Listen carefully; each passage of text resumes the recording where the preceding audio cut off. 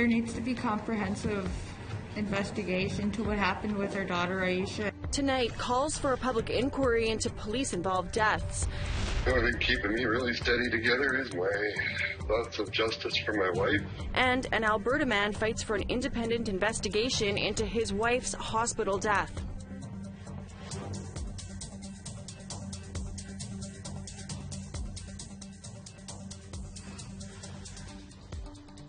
Good evening. Welcome to APTN National News. I'm Melissa Ridgen. The family of 16-year-old Aisha Hudson is calling for a public inquiry into police-involved deaths of Indigenous people in Manitoba. The teen was one of 3 First Nations people who were shot and killed by Winnipeg police last April. On Thursday, the Independent Investigation Unit of Manitoba cleared the officer who killed Hudson, but as Brittany Hobson reports, the family believes that more needs to be done to address these police shootings. Prepare yourself for this. The family of Aisha Hudson spoke about their disappointment and anger over the release of the final report into the teen's death. The Independent Investigation Unit of Manitoba has declined to recommend charges against the officer who killed the 16-year-old. The family has spent the past 9 months demanding justice for their daughter, and despite the IIU's findings, they will continue to do so. They are now calling for a public inquiry into police-involved deaths of Indigenous peoples in the province. There needs to be comprehensive investigation to what happened with our daughter Aisha and other Indigenous people who have suffered the same ending. Change is needed so this never happens again, because we would never wish this on another family. The teen was one of 3 First Nations people who were shot and killed by Winnipeg police over a 10-day period in April. Statistics show Indigenous people are overrepresented in the justice system, including in police-involved shootings.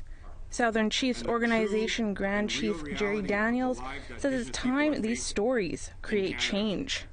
These systemic barriers are real, and you cannot wash that away with an IIU inquiry or report. The foundations of the justice system in this country have values that are not reflective of what justice really means. The family is also calling for an independent assessment of the IIU's findings. The IIU works with the police every day. They can't be trusted to give a fair opinion. Hudson was one of 5 teens who police say was involved in an alleged liquor store robbery before a police chase took place. During the pursuit, Hudson, who was driving, crashed into several vehicles. The report says officers surrounded the vehicle in an attempt to remove the occupants.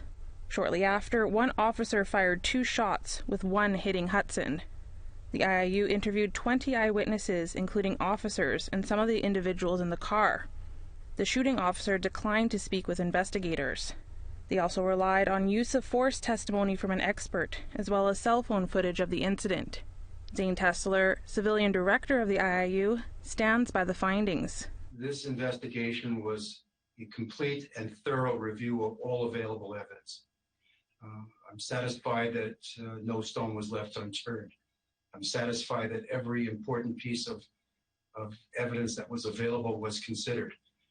An inquest is expected to be called, but legal counsel for the family believes a public inquiry would be best to look at the broader issue. The family is also planning on filing a civil lawsuit. They say the officers need to be held accountable and has this message for other people in the line of duty. When a cop pulls out his gun, think twice to what you're doing, you know what I mean? This has to stop. In Canada, in Manitoba, in law enforcement, you know what I mean? Our lives matter as well. Brittany Hobson, APTN National News, Winnipeg. It's been over a month since a woman from Sandy Bay, Ojibwe First Nation, died while in care in an Alberta hospital. She arrived in the emergency room with difficulty breathing, and her family questions the treatment she received there. Alberta Health Services says it's investigating the incident itself, but Indigenous leaders and the woman's husband are calling for more to be done. Tamara Pimentel has that story. Still feels like it happened yesterday. Corey Ashley says the past month has been the hardest time of his life. The only thing keeping me really steady together is my thoughts of justice for my wife and thoughts of protecting other people in this world now. On Christmas Day, his wife, 40-year-old Lillian Vanasse, was taken to the Hannah, Alberta hospital with difficulty breathing.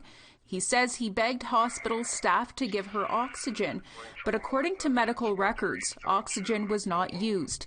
Vanasse, originally from the Sandy Bay First Nation in Manitoba, died in the early morning of December 26, 2020. I bought her new flowers because I always bought her flowers. She just deserves it, even though she's not here. A month later, a memorial is set up in his home. Ashley says he is still fighting for justice and won't stop until he gets answers. Alberta Health Services says it is doing its own investigation into Vanasse's death, but Ashley says he wants to see more done. I have asked for a third-party, non-biased entity to go in and investigate the Hannah Hospital. Indigenous leadership in Manitoba have been speaking out. In a press release, MKO Grand Chief Garrison Settee is calling for a criminal investigation into the Hannah Hospital to be done. The release states, "We expect the federal and provincial governments to work in full partnership in dismantling the healthcare system and respecting First Nations rights to equal health care." Grand Chief Jerry Daniels of the Southern Chiefs Organization in Manitoba says he is appalled by Vanasse's death. It's heartbreaking. You know, we're talking about a mother or, like an auntie, a cousin, like a family member that has lost her life. I hope people start calling me, and I hope some action starts happening. Because I'm sitting here very upset, very angry. I'm trying not to let my anger overwhelm me, but also trying not hardly to grieve, because I can't let myself grieve until this is done, until justice is served and other people are protected. And that's my goal. Tamara Pimentel, APTN National News, Calgary.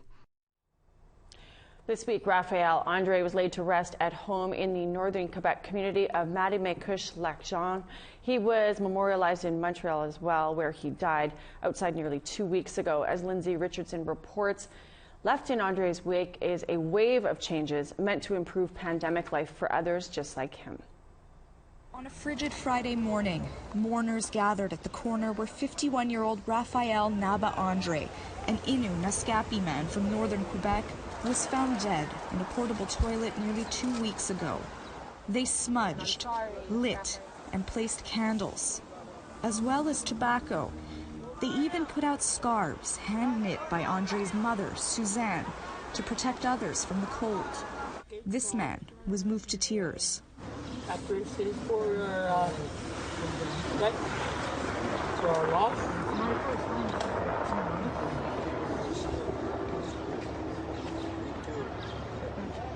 But I can't, right now I can't survive, man, because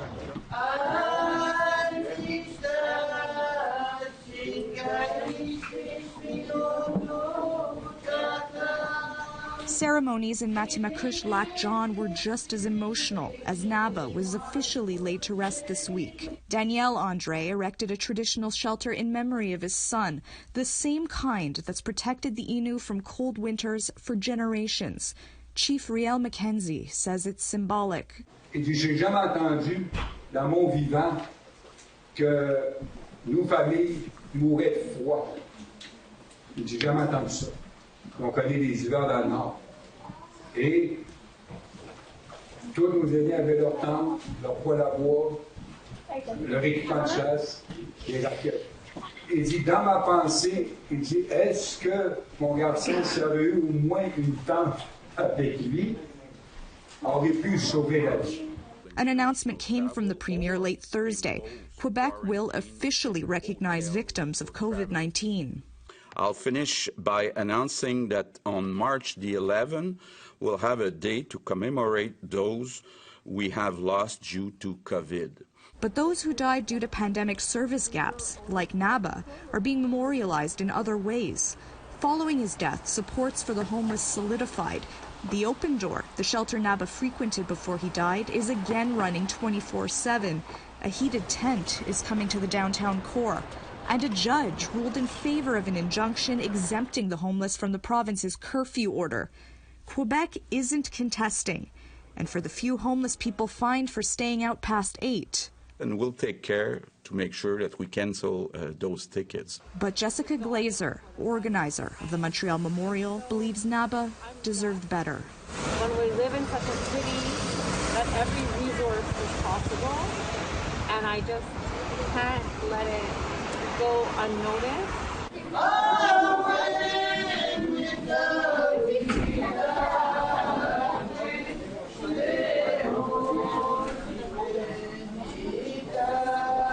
He may be gone, but due to the changes left in his wake, everyone agrees Nabba will not be forgotten.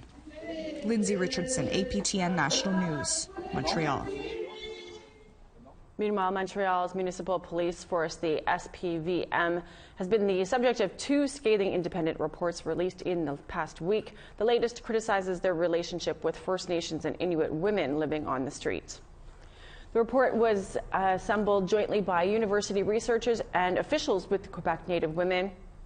It looks at how police are working to protect Indigenous women, but the report finds progress in the area is slow despite an official agreement reached in 2015 where the SPVM promised to improve its relationship with the urban Indigenous population. Vivienne Michel, president of Quebec Native Women, wants more follow-through. Oui, il y a eu quand même un protocole qui s'est fait qui est peut-être pas inadéquat. Là où est-ce qu'on trouve problématique, c'est que parfois, le SPVM va se servir de ces genres de protocoles juste pour dire qu'ils ont fait quelque chose. Mais à l'interne, dans le quotidien, dans le journalier, c'est pas ce qu'on souhaite qui devrait se passer. We have to take a break, but when we come back, the Yukon cracks down to make sure that others don't try to jump the queue getting their COVID vaccine after a Vancouver couple did just that. If you are a Canadian but do not live in the Yukon, you are not eligible to be vaccinated in the Yukon.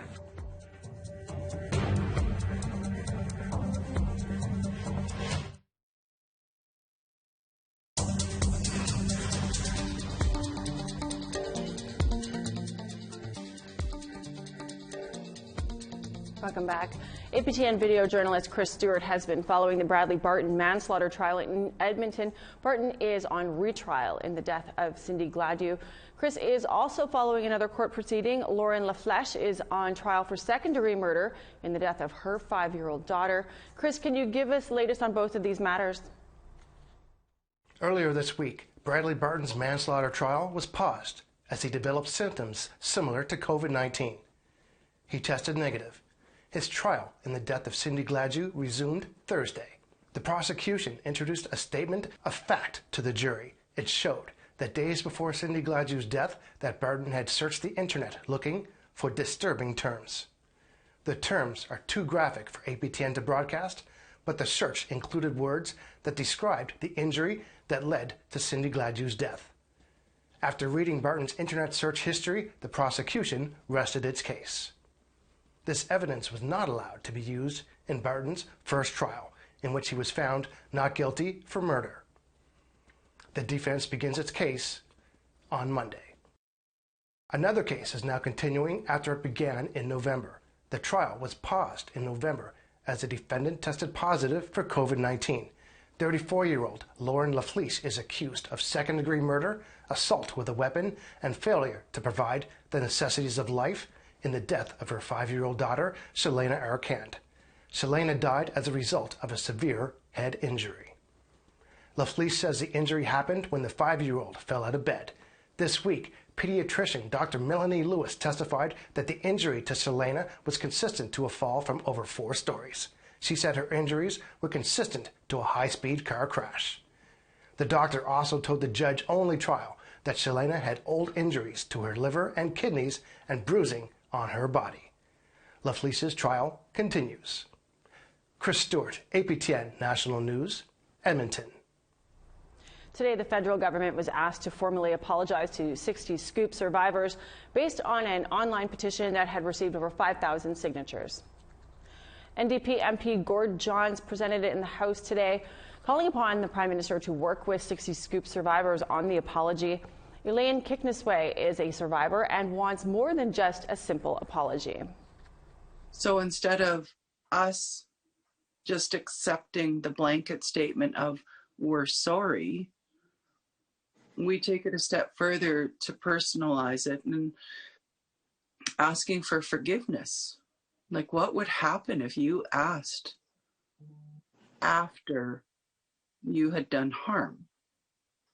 We're not just sorry, but we're actually asking you, can you forgive us? Mumla Kakat is the NDP MP for Nunavut.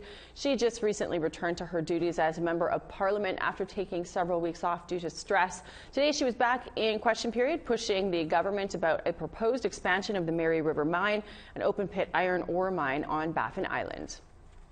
Baffin Land, a mining company in my riding, is planning expansion at Mary River. This week, consultations continued concerning the fact that they want to build a railway in primary breeding grounds for narwhals. The local Hunters and Trappers Association, along with groups closest, are clearly opposed to this rapid expansion, which provides uncertainty for food supply and future of Inuit. Why is this project being allowed to go ahead when there is clear opposition from Inuit in the communities? When will the federal government stop valuing natural resource extraction over Inuit and wildlife survival? I'm happy to respond to the question. As the member knows, everything that we do across the North, we do in conjunction with Indigenous people. We do with consultation and from listening to Northerners. Right now, what's happening is that this resource development process is going through public hearings. There will be a final step in this review process that will be designed to ensure the project is environmentally and socially responsible while considering the concerns of Nunavut. She also knows that upon conclusion of the assessment, there is a period of time in which both the board and the government will respond, and that will also include the duty to consult with all those that are impacted. The Yukon has tightened restrictions on vaccine eligibility. Now, health officials are ensuring only Yukon residents will receive vaccinations. The new rule was sparked by a wealthy Vancouver couple who chartered a flight to the small community of Beaver Creek, where each received 1 dose of the Moderna vaccine. Rodney and Ekaterina Baker presented out-of-territory health cards, which was allowed at the time. The couple will have to wait until this summer before they're eligible for the 2nd dose of the vaccine, this time in BC. Now, Yukon residents that don't have a Yukon health card must bring valid ID along with additional documentation to prove residency. I want to be very clear, though, if you are a Canadian but do not live in the Yukon, you are not eligible to be vaccinated in the Yukon. You must be vaccinated in your home jurisdiction. The Yukon is a beautiful destination, and we look forward to welcoming visitors again when it is safe to do so. There are currently no active cases of COVID-19 in the Yukon. Well, we have to take another break, but still ahead, changing the name of a street that honored one of the architects of the residential school system. The point is, this is our homeland, and it's building education, it's promoting education, and it's also building the right relationship.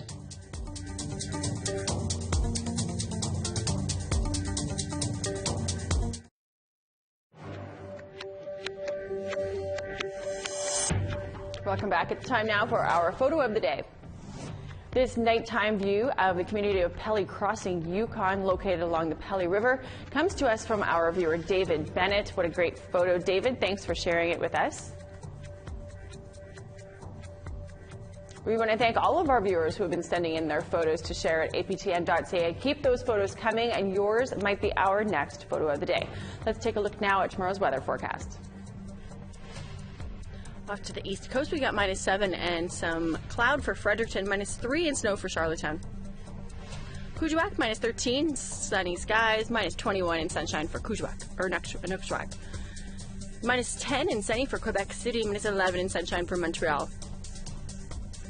Toronto, mix of sun and cloud, -5, North Bay, -13 and sunny skies. -6 in snow for Sioux Lookout, mix of sun and cloud, and -11 for Big Trout Lake. -9 for God's Lake and Thompson, we got some snow there, mix of sun and cloud, -14 in Puckatawagan. -6 in snow for Winnipeg, -9 in snow for Dauphin. -9 in sunshine for Swift Current, -11, mix of sun and cloud for Saskatoon. -13 for Buffalo Narrows and Meadow Lake, mix of sun and cloud, Meadow Lake there. Sunny skies, -23 for Peace River, -13 in sunshine for Fort McMurray. -11 for Red Deer and Edmonton, sunny there, +1 for Lethbridge and sunshine. Mix of sun and cloud, and 1 degree for Kamloops, Bella Coola, 1 in snow. Prince Rupert, rain, 3 degrees, -14 and sunshine for Dease Lake. Dawson City, -23 and snow. Beaver Creek, -22, mix of sun and cloud. Norman Wells, sunny, -34. Wati, -25 and sunshine. Clear skies, -37 for Tuktoyaktuk, -27 for Sax Harbor and clear. -24 and sunny for Baker Lake, -17 and snow for Chesterfield. Joe Haven, -21 and clear skies. Tallyoak, -20 and cloud. Clyde River, -22 and clear.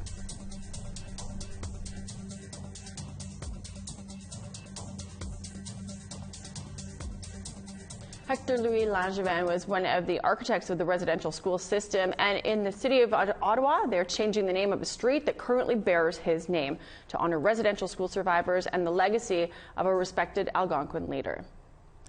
Langevin Avenue is in Ottawa's Linden Lee neighborhood. It will be renamed to Commanda Way. William Commanda, who died in 2011, was a well-known advocate for Indigenous rights and a former chief of Kitigan-Zibi and Anishinaabe. The change was approved Wednesday at a virtual council meeting. Claudette Commanda, an Indigenous advocate in her own right, says that her grandfather would have been touched by this recognition and the opportunity to educate about the true history of the Algonquin people. We have been here and we continue to be here. We continue to live in our homeland, and even for those that make Ottawa their residence, and even those that do not make Ottawa their residence, we want to stay in our communities. The point is, this is our homeland. And it's building education, it's promoting education, and it's also building the right relationship. That's much needed. We are out of time for your APTN News for this Friday. Thanks for joining us. I'm Melissa Ridgen. I'll see you here tomorrow with your APTN News Weekend. And next week, a family is mourning the loss of a baby and questions the medical treatment they received in Kitimat in Terrace, BC. We're working on that for you this weekend. Have a good night.